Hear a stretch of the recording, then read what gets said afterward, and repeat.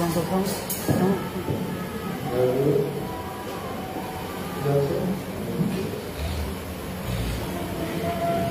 ভগবদ গীতা অষ্টম অধ্যায় অক্ষর ব্রহ্ম যোগ। শুরুতে অর্জুনের জিজ্ঞাসা দিয়ে অধ্যায়ের শুরু। অর্জুন জানতে চেয়েছেন ব্রহ্ম কি, অধ্যাত্ম কি, কর্ম কি, অধিদৈব কি, অধিভূত কি, অধিযজ্ঞ কি, অন্তিমকালে কিভাবে তাহার প্রকাশ হয়। অর্জুনের জিজ্ঞাসা সাধারণ জিজ্ঞাসা নয়। অর্জুনের জিজ্ঞাসা মহৎ জিজ্ঞাসা, শ্রেষ্ঠতম জিজ্ঞাসা। কেননা মানব জীবন ধর্ম দিয়ে শুরু হয়। একজন ধার্মিককে কিভাবে আধ্যাত্মিক উন্নতি স্তরে পৌঁছানো যায়, তার জন্য এই জিজ্ঞাসা। অর্থাৎ ধর্ম এবং আধ্যাত্মিকতা দুটা বিষয় জানা প্রয়োজন। কাকে ধর্ম বলে, কাকে আধ্যাত্মিকতা বলে। ধর্ম বলতে আমরা এটুকুই বুঝি যেখানে নিয়ম পালন, নীতি পালন, শাস্ত্রের আদেশ পালন, পূজা, ব্রত, উপবাস করা, কিংবা দান দক্ষিণা করা, তীর্থ ভ্রমণ করা, যেগুলো করলে মানুষের কি হয়, সুখ হয়, যেগুলো করলে মানুষ মৃত্যু করে সেই সুফলকে কিংবা পুণ্য বলে স্বর্গ পর্যন্ত যেতে পারে। কিন্তু এগুলো এই ধর্মাচরণের দ্বারা কোনদিন মুক্তি হয় না।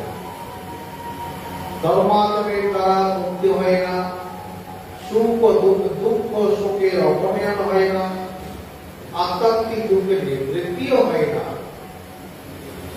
ধর্মাচরণের দ্বারা আপনার এই ধরনের সুখ হবে, পরলোকের সুখ হবে, কিন্তু মুক্তি লাভ করতে পারবে না। কিন্তু এই ধর্ম আচরণের মধ্যে ধার্মিক যাতে সারা জীবন আটকে না থাকে, সেই জন্য আধ্যাত্মিক স্তরে প্রবেশ করতে পারে এবং সে সাধনা করে মুক্তি লাভ করতে পারে, তার জন্য আধ্যাত্মিকতা। আধ্যাত্মিকতার প্রধান বিষয় হল ব্রহ্মজ্ঞান বা আত্মজ্ঞান। এই জন্য অর্জুন জিজ্ঞাসা করলেন ব্রহ্ম কি, যে জ্ঞানের অভাবে মানুষের দুঃখের নিবৃত্তি হয় না, যে জ্ঞানের অভাব করে মানুষের জন্ম মৃত্যুর চক্রের অব্যাহত পাওয়া যায় না, যেই জ্ঞানের অভাবে মানুষ চির শান্তি বা শাশ্বত বা মহামুক্তি লাভ করতে পারে না। এখানেই হচ্ছে আধ্যাত্মিকতার বিশেষত্ব। আধ্যাত্মিকতার বিশেষত্ব হল প্রধান প্রতিপাদ্য বিষয় হল ব্রহ্ম বা আত্মা। সেই জন্য অর্জুনের জিজ্ঞাসা ব্রহ্ম কি। তার এই জিজ্ঞাসা সকলেরই মনে উত্থিত হওয়া উচিত। মানুষ যাতে গতানুগতিক কেবল ধর্ম করে, ধর্মাচরণ করে, কেবল কতগুলো বিধিনিষেধ মেনে কেবল পূজা আস্থা করে যেন জীবন না করে। এই দিকে হয় কেবল কর্মকে শুনতে হয়, কিন্তু মুক্তি লাভ তার হবে না। কিন্তু অর্জুন এই জন্য জিজ্ঞাসা করেছেন যে এই ব্রহ্মজ্ঞান যারা লাভ করবে, ব্রহ্মবিদ ব্রহ্ম এব ভবতি, যারা ব্রহ্মজ্ঞান লাভ করে তারা কি হয়ে যায়, তারা ব্রহ্মময় হয়ে থাকে। তাদের মৃত্যুর পর তারা এই দেহলোকে ফিরে আসবে না, তারা জন্ম মৃত্যু চক্রের পরবারে চলে গেছে। তাদের আত্মাত্মিক দুঃখে নিবৃত্ত হয়, তারা মহামুক্তি লাভ করে, তারা পরম শান্তিও লাভ করে। এই জন্য অর্জুনের জিজ্ঞাসার উত্তরে ভগবান বললেন, দেখো ব্রহ্ম হল পরমোক্ষ, অক্ষর ব্রহ্ম পরম। আমাদের শাস্ত্রে এই ব্রহ্মের বিভিন্ন সংজ্ঞা আছে। এই ব্রহ্ম এমন একটি সত্তা যার আরো অনেক নাম আছে। ভাগবতে বলছেন ভগবন্তিত তত্ত্ববিদ তজ্জত জ্ঞান অধ্যয়ন ব্রহ্মেতি পরমাত্মেতি ভগবানেতি শব্দতে। ভাগবতে বলছেন সে অদ্বৈত তত্ত্বকে জ্ঞানীগণ যাকে ব্রহ্ম বলেন, যোগীগণ যাকে আত্মা বা পরমাত্মা বলেন, ভক্তগণ যাকে ভগবান বলেন, তিনি একই বস্তু, তিনি সর্বত্র নিরাকার। আমরা ব্রহ্ম বলে কোন একটা আকার আমাদের সম্মুখে ভাসে না, পরমাত্মা বললে কোন একটা আকার ভাসে না। যেই মাত্র ভগবান শব্দটা বলি, যার যার ইষ্ট, কারো কৃষ্ণ, কারো রাম, কারো কালী, কারো গুরু, এটা ভাসে। এটা কিন্তু ব্রহ্মের সাকার রূপ, ব্রহ্ম নয়। ব্রহ্ম সর্বত নির্গুণ নিরাকার, তার নির্গুণ নিরাকার এক, তারই বহু রূপ, একাংশ বিচিত্রা বহুধা ভবন্তি। এইখানে ভগবান ব্রহ্ম শব্দের যন্ত্রটা নিরূপণ করেছেন, নির্গুণ নিরাকার ব্রহ্মকে নিরূপণ করেছেন। যিনি নির্গুণ নিরাকার, সকলের মধ্যে আত্মসত্তার বিরাজমান, তিনি ব্রহ্ম। তিনি সকলের দেহের মাঝে বিরাজমান। আধ্যাত্মিকতার কথা হল তোমার দেহ এবং আত্মাকে তুমি পৃথক করার চেষ্টা করো। আমরা এই দেহটাকে আত্মা বলে ধরে নিই কেউ, তাই অনেকে মনের বাসনাকে বলে আত্মায় চাই তাই আমি খাই। মনটাকে বলে আত্মা, মনের মধ্যে প্রবৃত্তি লেগেছে বলে আত্মায় চাইছে খাবো না কেন, তখন আত্মা ধোকা দিয়ে থাকে। দেখেন কাঠের মধ্যে আগুন আছে, কাঠ কিন্তু আগুন নয়। কাঠে কি আছে? আগুন আছে, কাঠ কিন্তু আগুন নয়। কাঠ আর আগুন তফাৎ। দেহের মধ্যে আত্মা আছে, দেহ আত্মা নয়। দেহ এবং আত্মা তফাৎ।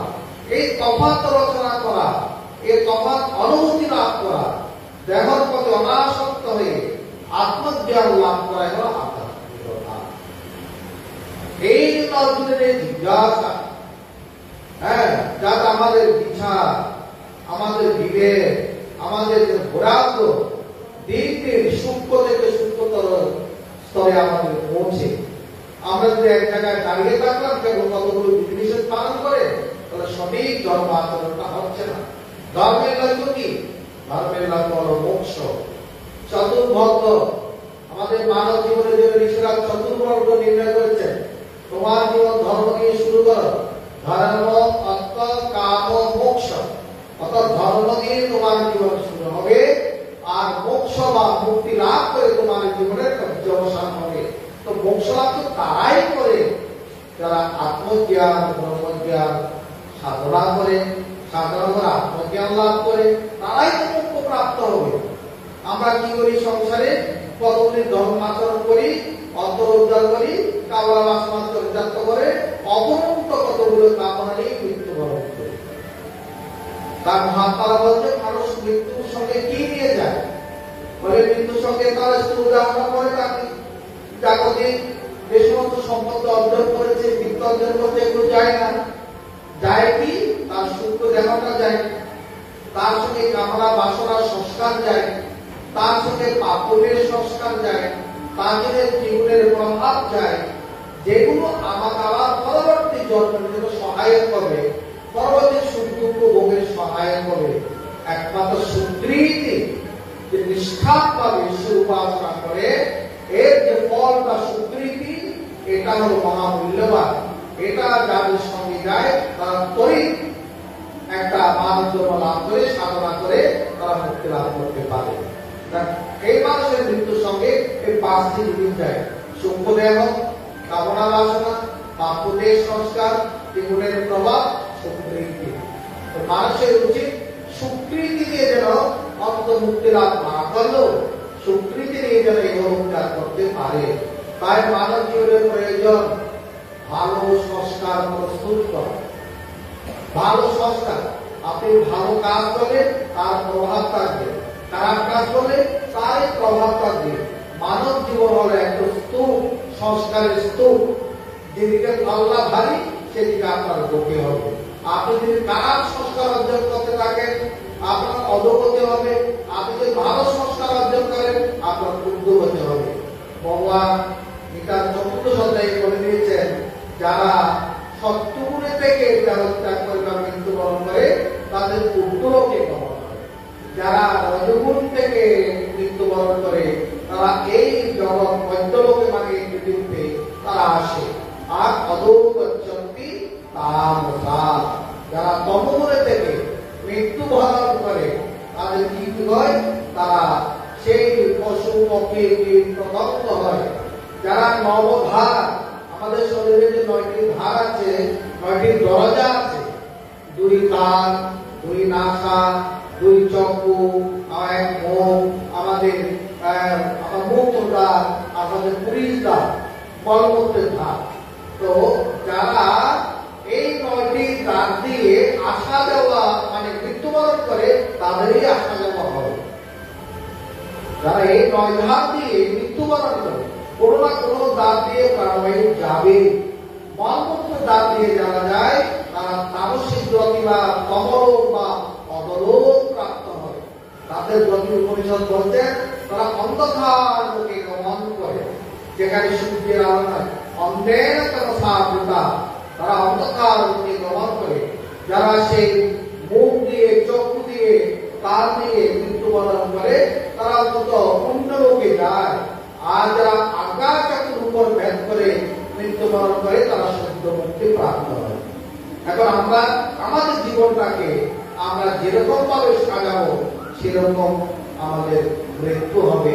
তার মহাত্মা বলে মানব জীবন হল মৃত্যুর জন্য প্রস্তুতি গ্রহণের একটি অবসর, একটি উপায়। জীবনটা পেলাম, যেমন তেমন করে ভোগ বিলাস করে জীবনটা কাটিয়ে দিলাম, তা পশু বৃত্তি। যখন রাজা পরীক্ষিত তিনি যখন সেই মুনির অভিশাপ প্রাপ্ত হয়ে, শ্রীঙ্গি মুনির অভিশাপ প্রাপ্ত হয়ে রাজ্য ত্যাগ করলেন, রাজবেশ ত্যাগ করলেন, রাজ পোশাক ত্যাগ করলেন, রাজধানী ত্যাগ করলেন, রাজধন ত্যাগ করে, রাজরানী ত্যাগ করে, রাজপুত্র ত্যাগ করে মৃত্যুর জন্য প্রস্তুতি নিয়েছিলেন। তিনি জানতে পেরেছিলেন আর মাত্র 7 দিন, তারপর বায়ু। ভাগবত থেকে আমাদের শিক্ষাটা নেওয়া উচিত, প্রত্যেকটি মানুষের মৃত্যুর জন্য প্রস্তুতি নেওয়া প্রয়োজন। তিনি চাইলে 7 দিন ভোগ বিলাস করে কাটিয়ে দিয়ে তিনি মৃত্যুবরণ করতে পারতেন, কিন্তু না, তিনি ছিলেন সুশাসক, তিনি বিবেকী রাজা। তাই যে মাত্র তিনি সংবাদ পেলেন মুনির পুত্র তাকে অভিশাপ দিয়েছে, সে অভিশাপ মাথায় রেখে সঙ্গে সঙ্গে তিনি মৃত্যুর জন্য প্রস্তুতি নিলেন এবং তিনি সেই ত্যাগ করে হস্তিনাপুর ত্যাগ করে চলে গেলেন হরিদ্বারের ব্রহ্মপুত্রের তীরে। যখন তিনি গৃহত্যাগ করলেন, রাজ্য ত্যাগ করলেন, সঙ্গে সঙ্গে সেই রাজ্যের দেশের চতুর্দিকে মুনিঋষির কাছে খবর পৌঁছে গেছে। হাজার হাজার মুনিঋষি রাজা পরীক্ষিত দর্শন করতে গেছেন। তারা পুণ্যবান রাজা, যে রাজা এই ভোগ বিলাসিতা ত্যাগ করে মৃত্যুর জন্য প্রস্তুতি গ্রহণ করতে পারে তাকে এক পলক দেখা মহা সৌভাগ্যবান। এই দর্শন করতে আমাদের মতো গৃহীরা যায়নি, গেছেন মুনি ঋষিরা। যত মুনি ঋষি সবাই গেছেন, সকলকে করজোড়ে প্রার্থনা করে রাজা পরীক্ষিত একটা প্রশ্ন করেছিলেন, আসন্ন মৃত্যুতে মানুষের কর্তব্য কি? যেটা আমাদের জানা প্রয়োজন। আসন্ন মৃত্যু আমার আসন্ন, বড়া বড়া 7 দিন, এর মধ্যে আমার মৃত্যু হবে। আমার আর সময় নষ্ট করার কোন সুযোগ নেই। চাপে মৃত্যু পুরুষম প্রতীক্ষতে, মহাভারত যে মৃত্যু কারোর জন্য অপেক্ষা করে না। সে ধনী দেখে না, দরিদ্র দেখে না, বালক দেখে না, বালিকা দেখে না, জ্ঞানী দেখে না, অজ্ঞানী দেখে না, ভক্ত দেখে না, অভক্ত দেখে না। যখন আসবে চুলের মুড়িদ সে নিয়ে যাবে। প্রত্যেকটি মুহূর্তে মানুষকে সজাগ থাকা উচিত। আমার কিন্তু এই নাকি এজনে এসে গেছে মনে হয় প্রস্তুতি। রাজা ভেবেছেন, ভেবে তাই তিনি মুনিষীদের কাছে করজোড়ে প্রণাম করে বলছেন, আপনারা এসেছেন আমার ধন সৌভাগ্যবান। যতদিন আমি রাজ্যে ছিলাম, রাষ্ট্র পরিচালনার ক্ষেত্রে কোন মুনি ঋষি আমি পদবী প্রাপ্ত হয়নি। আজ আমার জীবনের সবাই আকাশে যেন উজ্জ্বল নক্ষত্র যেন সেখানে হাসছে, তারা যেন আমাকে আশীর্বাদ করছে। আপনাদের আগমনে আমি সেই বার্তা পাচ্ছি। আপনারা আমাকে বলুন, আসন্ন মৃত্যুতে জীবের কর্তব্য। তখন বলেছিলেন, আসন্ন মৃত্যুতে জীবের কর্তব্য হলো প্রথমে মৃত্যু ভয়ে মৃত না হও। মৃত্যু আমার মৃত্যু মনে করলে আমার মরণ হবে, আমি মরে যাব, আমি মনে আর করতে পারবো না, আমি মনে আপনার দেখতে পারবো না, আমি মনে আমার সম্পদে রক্ষা করতে পারবো না, এরকম ভাবে যারা বিষয়বিদ তারা এটা ভাবে। তাই এক সময় রাজা পরিচিতকে সুখদেব খবর দিয়েছিলেন, যারা মরে যাবে ভেবে তাদের পশু বুদ্ধি, যারা মরে যাবে ভাবে তারা পশু বুদ্ধি, তাদের বুদ্ধি শুদ্ধ নয়। তাই এই প্রশ্নের উত্তরে কথা বলেছিলেন, মৃত্যু ভয়ে মৃত না হও। তারপর সব সময় অনাসক্ত অসিদারা আসক্তি চেতন করা। যে বিষয়ের প্রতি আমার মনের মধ্যে আসক্তি আছে, স্ত্রী পুত্র ধন দৌলত টাকা পয়সা কামনা বাসনা মান যশ, এগুলো এক এক করে ত্যাগ করা। তারপর শ্রী হইতে মন লাগিয়ে দেওয়া, অর্থাৎ আসন্ন মৃত্যুগত যাত্রীর সর্বত্র ভগবানের প্রতি যেন মন থাকে। তাই আজকের অধ্যায়ে ভগবান বলেছেন, তস্মা সর্বেষু কালেষু মাং অনুস্মরয়ন্ত্য। তুমি আমাকে স্মরণ করো, তোমার কর্তব্য করো, কর্তব্য সময়ে আমাকে স্মরণ করো, আমাকে স্মরণ করে তোমার কর্তব্য সম্পন্ন করো। আবার শেষের দিকে বলতে 27 নম্বর শ্লোকে, তস্মা সর্বেষু কালেষু যোগ যুক্ত হওয়ার জন্য তুমি যোগ যুক্ত হও। এভাবে তাকে তুমি মুক্তি লাভ করতে পারবে। রাজা পরীক্ষিতের সবাইও এরকম কথা বলেছিলেন, পরীকে মন লাগিয়ে দাও। তোমার এই মনয় হচ্ছে আমার বন্ধনের কারণ, এই মনয় হচ্ছে আমাদের মুক্তির কারণ। এই মন দুটো আমি বিষয়ের মধ্যে ফেলে দিই, সে মন আমাকে সংসারের মায়া যাতা করে বন্ধন করবে, অষ্টমাসে বন্ধন করবে, 70 জ্যোতির্গুণের বন্ধনে আমাকে রাখবে, জন্মমৃত্যু চক্রের মধ্যে আমাকে রাখবে। আমার মন জীবনও শুদ্ধ হবে না, অপরিচ্ছন্ন হবে না, নির্মল হবে না, আমাকে ধীরে ধীরে সংসার যাতনা ভোগ করতে হবে। কিন্তু এই পথ যখন আমরা ভগবানের স্মরণে নিয়ে যাব, এই পথ দ্বারা ভগবানের স্মরণ, মনন, ভজন, কীর্তন, প্রণাগতি, এইভাবে যখন আমরা থাকবো, এই মন আমাকে মুক্তির পথে নিয়ে যাবে। গীতায়ও ভগবান বলেছে, যে মন তোমাকে উদ্ধার করে সে মন তোমার বন্ধু, আর যে মন তোমাকে বন্ধনের দিকে নিয়ে যায় সে মন তোমার শত্রু। ষষ্ঠ যে গীতায় ভগবান বলেছে। এই জন্য মানুষের প্রতি মুহূর্তে মৃত্যুর জন্য প্রস্তুতি গ্রহণ করা উচিত। শুধু রাজা পরীক্ষিত যখন সুখদেবকে পেলেন, সেখানে সুখদেব পাঁচ জল দিয়ে তাকে প্রণাম করে এই প্রশ্নের উত্তর দিয়েছেন। রাজা পরীক্ষিতের 7 রাত্রি ভাগবতীর কথা, ঈশ্বরের কথা, ঈশ্বরের অবতার পুরুষের কথা, বিভিন্ন মহাজনদের কথা শুনিয়ে তার মনটাকে কি করেছেন, একটি ভাগবতীর আকারে রূপ দিয়েছেন। মানুষের মন যখন বিষয় আকারে আলোকিত হয়, তার মুখ দিয়ে তখন বিষয় কথা বের হয়। যার মন ভাগবতীর আকার, ভগবানের আকার, ব্রহ্মা আকার ভিত্তিতে আকারিত হয়ে থাকে, তারা বিষয় কথা বলে না। তাই মহাত্মারা বলেন, শূন্য দেখো না স্মরণ হয়ে, অন্য ভাবিও না গুরু গোবিন্দ হয়ে। তুমি মনটাকে শূন্য রেখো না, স্মরণ করতে থাকো। কাকে স্মরণ করবে? বিষয় স্মরণ করবে না। অন্য ভাবিও না গুরু গোবিন্দ হয়ে। গুরু আর গোবিন্দ একই স্বরূপ, তাদেরই তুমি ভাবনা করো। এভাবে ভাবনা করতে দিয়েছেন। এবার যখন 7 দিন সমাপ্ত হলো, 7 রাত্রি সমাপ্ত হলো, তখন 7ম দিনের রাত্রিতে রাজা পরীক্ষিত সুখদেবের চরণে প্রণাম নিবেদন করে প্রার্থনা করলেন, হে গুরুদেব, আজকে আমার 7ম দিবস, মৃত্যু দিবস। আপনি যদি আমাকে এখন আজ্ঞা করেন, আপনার প্রদর্শিত পথে আমি এখন ভগবান চরণে আমার এই মন মস্তক রেখে আমি এই সংসার ত্যাগ করতে চাই। কোন শিষ্যের কথা বলতে পারে? জগতে কোন শিষ্যের পক্ষে কথা বলতে শুনেছে? গুরুদেবকে যে প্রাপ্ত হয়, যার ভগবত ভাবে ভাবিত, ইতিহাস বলে তদ ভাব ভাবিত, জং জং ভাবি শরণ ভাবম তেজতন্তে কলবদম তম তম ওই তন্ত্য সদা তদ ভাব ভাবিত। ভগবানের ভাবনায় যার নিবিষ্ট থাকে সেই গুরুর কাছে গিয়ে বলতে পারে, গুরুদেব এবার আপনি আমাকে ভাব আপনার প্রদর্শিত পথে আমি এখন ত্যাগ করতে চাই, অর্থাৎ আমি মৃত্যুবরণ করতে চাই। যথার্থতা নিয়ে সুখদেব চলে গেলেন। এবার তত্ত্ব মুনিপুত্রের অভিশাপ ফলপ্রসূ করার জন্য তিনি আসছেন। কার কাছে? রাজা পরিচিতের কাছে। রাজা পরিচিত কোনো ভয় নেই। তিনি গুরুদেবকে বলেন, একটি তত্ত্ব কেন, সহস্র তত্ত্ব যদি আমাকে দংশন করে আর কঠোরভাবে যদি আমার শরীরকে আঘাত করে, এটা আমার কিছু আসে যাবে না, আমি তো অমর। আপনি সেই পথে গুরুদেব শিখিয়েছেন। আপনি বলেছেন এই বর্গিত দেহটা, আমি তো আত্মা, আমি তো দেহ নয়। এই দেহটা জন্মের পূর্বে ছিল না, মৃত্যুর পরও থাকবে না। এই দেহের সঙ্গে আমার কোনো সম্পর্ক নেই। হ্যাঁ, কাঠ এবং আগুন যেমন পৃথক, দেহ আত্মা পৃথক, আমি সেইভাবে স্থিত হয়েছি।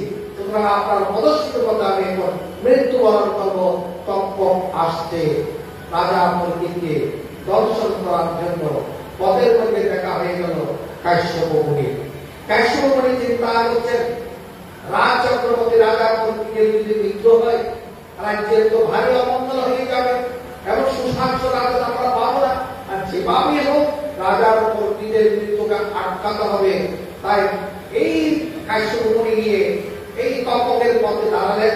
না, আপনি তো এই রাজাকে দর্শন করতে পারবেন না। আপনি দর্শন করলেও আমার এমন শক্তি আছে যে শক্তি দ্বারা রাজার বিষ আমি হরণ করে নিতে পারবো। সে রাজা আমার জীবিত হয়ে উঠবে। সুতরাং তার বাহানা করার দরকার নেই, দর্শন করার দরকার নেই, আপনি চলে যান। তখন বলছেন, না মণিগণ, তার মুনির পুত্রের অভিশাপ, আপনি কালকে থামাতে পারেন না। গ্রীষ্মের পর বর্ষা আসবে, বর্ষাকে থামাতে পারবেন? বর্ষার পর শীত আসবে, শীতকে থামাতে পারবেন? বসন্ত আসবে, থামাতে পারবেন? কাল চক্র ঘুরছে, কাল কারোর জন্য অপেক্ষাকৃত নেই, কাল কারোর জন্য অপেক্ষা করছে না। গ্রীষ্মের পর বর্ষা, বর্ষার পর শীত, শীতের পর আমাদের হেমন্ত, হেমন্তের বসন্ত, কোন কালকে আপনি আটকাবেন? কাল আপনার জন্য অপেক্ষা করবে না, কাল আপনার জন্য অপেক্ষা করবে না। মহা চাপে কিন্তু চলে যে কোনো সময়ে। সুতরাং আমাকে আপনি আটকাবেন না, আপনাকে আমি পর্যাপ্ত ধন দিচ্ছি, এই ধন নিয়ে আপনি চলে যান। আমি জানি কাশ্যপকে তত্ত্ব বলছে, আপনি যদি আমাকে আটকাতে পারেন, পরিচিতের কাছে কিন্তু ধন পাবেন, সেই ধন আমি দিচ্ছি, যান চলে যান, আপনার বেশ আমাকে নিয়ে দিন। তখন কাশ্যপ মুনি চলে গেল। কাশ্যপের বেশ তপ্প করে ব্রাহ্মণের ভেষ ধরে সেই দিন তিনি সবার মধ্যে প্রবেশ করে রাজা পরিচিতকে দংশন করল। রাজা পরিচিত তিনি কিছুই জানতে পারেন, কারণ তিনি দেহভাবে আবিষ্ট ছিলেন না। মৃত্যুর ভয় তারাই করে যারা দেহের দিকে যাদের দৃষ্টি, দেহের দিকে যাদের দৃষ্টি তারা মৃত্যু ভয় করে, আত্মার দিকে যাদের দৃষ্টি তারা মৃত্যু ভয় করে না। তাই ভগবান কালে জমা তারা ভক্তকালে বরং যারা অন্তিমকালে আমাকে স্মরণ করে মৃত্যু বরণ করে তারা আমাকেই প্রাপ্ত হন। সুতরাং আমাদের প্রত্যেকের দরকার মৃত্যুর জন্য প্রস্তুতি নেওয়া এবং আমাদের সর্বক্ষণ ভগবানের নাম আমাদের মনে, আমাদের স্মৃতিতে, মুখে, কণ্ঠে, যোগায় আমাদের থাকে। তার জন্য ভগবান বলছেন, ও মিতাকাক্ষরং ব্রহ্ম বিয়া হরণ স্মরণ বলে, যারা নমস্কার বন্ধ করে, যারা নমস্কার বন্ধ করে, এরকম যোগ মুদ্রা করে এবং মনটাকে ভ্রু মধ্যে রেখে প্রাণটাকে উঠে তুলে ওঙ্কার একাকার ব্রহ্ম মন্ত্র জপ করতে করতে মৃত্যুবরণ করে, তারা আমাকে প্রাপ্ত হয়। সকলের জন্য ভগবান এই ব্রহ্ম মন্ত্র দিয়ে দিয়েছেন, কারোর জন্য ভাগ করে না। শাক্ত, শৈব, গার্হস্থ্য, বৈষ্ণব সবার জন্য একটি মন্ত্র দিয়েছেন, ওম মিতাকাক্ষরং ব্রহ্ম বিয়া হরণ স্মরণ সে পরাত্মকে প্রাপ্ত হয়। আমাদের উচিত প্রতিদিন এই ব্রহ্মমন্ত্র অভ্যাস করা, এর সংস্কার করা, পুণ্য কর্ম করা, যাতে আমাদের মন বিবেকী হয়, ব্রেকমান হয়, জাগ্রত হয়, আমাদের বিশেষ ভাবে না থাকে, আত্মভাবে দেহ থেকে পৃথক যে আত্মা, আত্মসত্তার থেকে যেন আকৃষ্ট হয়ে আত্মার আনন্দ আমরা উপলব্ধি করতে পারি এবং সেইভাবে থেকে যেন মৃত্যুবরণ করতে পারি। তাহলে আমাদের মৃত্যু হবে মুক্তির কারণ। এই মৃত্যু হয়ে একমাত্র মুক্তির কারণ যারা ব্রহ্ম ভাবে মানুষ থেকে মৃত্যুবরণ করে। বিরোধের এটাই হচ্ছে বিশেষ সংবাদ। এই সংবাদ, এই ভগবানের আদেশ যারা শিরোধার্য করেন, অনেক প্রাণী গ্রহণ করেন, তাদেরই কল্যাণ হবে। ওম তৎসৎ। জয় গুরু, জয় গুরু, জয় গুরু।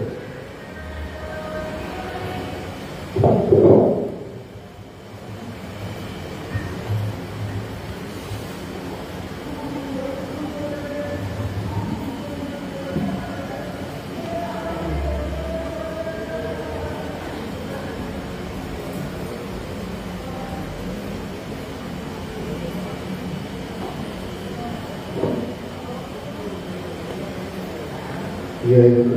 5 गुरु, गुरु नाम